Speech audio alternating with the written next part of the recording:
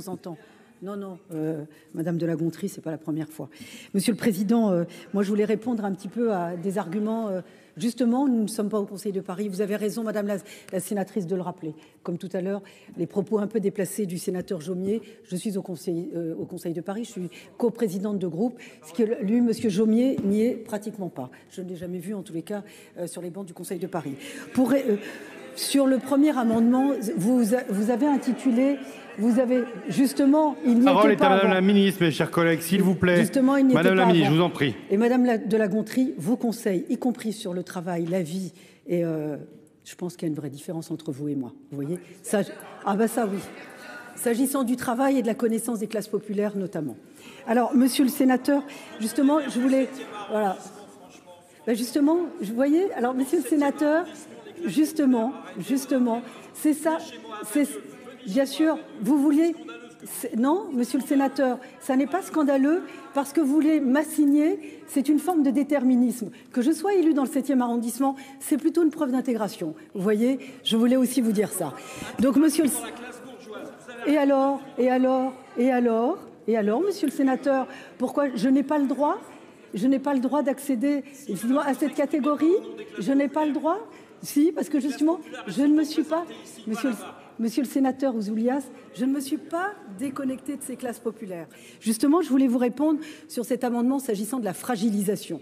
Justement, le regroupement, c'est la dispersion qui provoque de la fragilisation. Regrouper des forces, ça permet évidemment, comme son nom l'indique, de donner plus de force. D'ailleurs, ça permet, pour ceux qui indiquaient tout à l'heure, en disant certains voudraient, cette réforme affaiblirait, voire...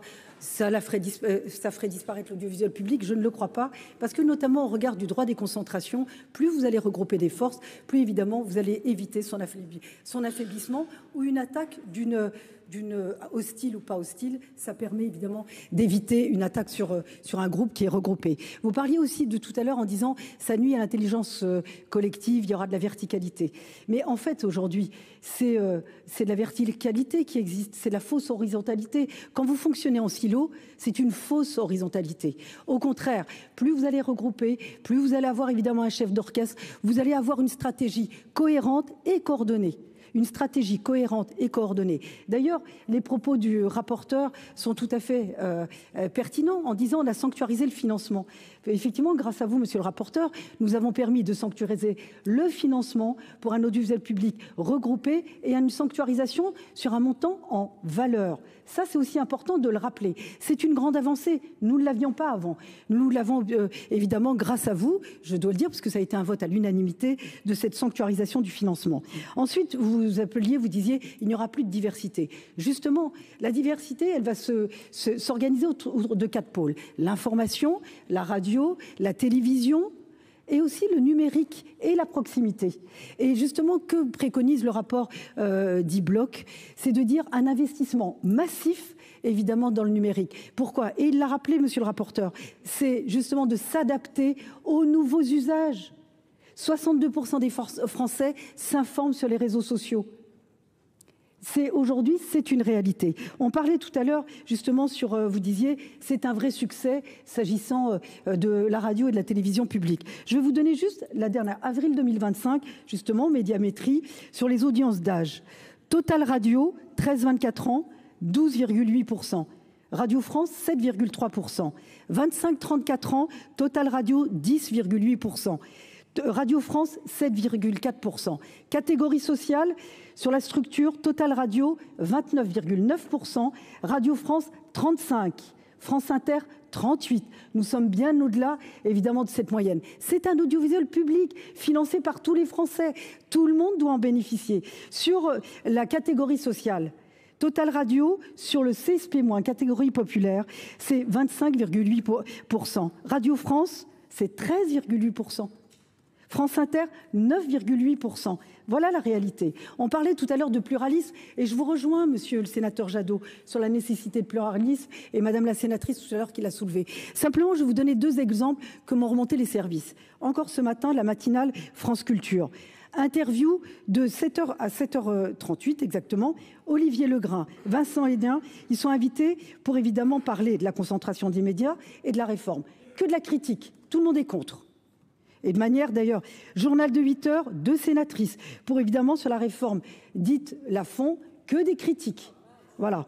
4 personnalités interviewées, aucun pluralisme. C'est les services, nous avons tout recensé.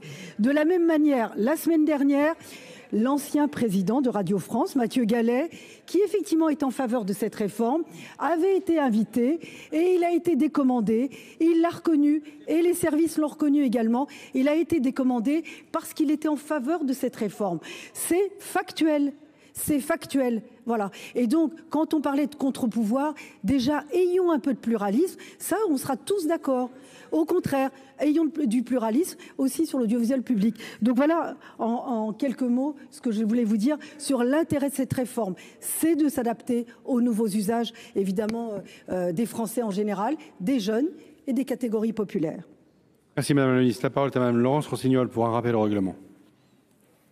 Sur l'article 36, Monsieur le Président, merci.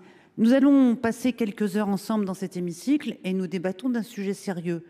Nous jouerons notre rôle, nous sommes en désaccord avec ce projet et nous allons vous expliquer pourquoi pendant plusieurs heures.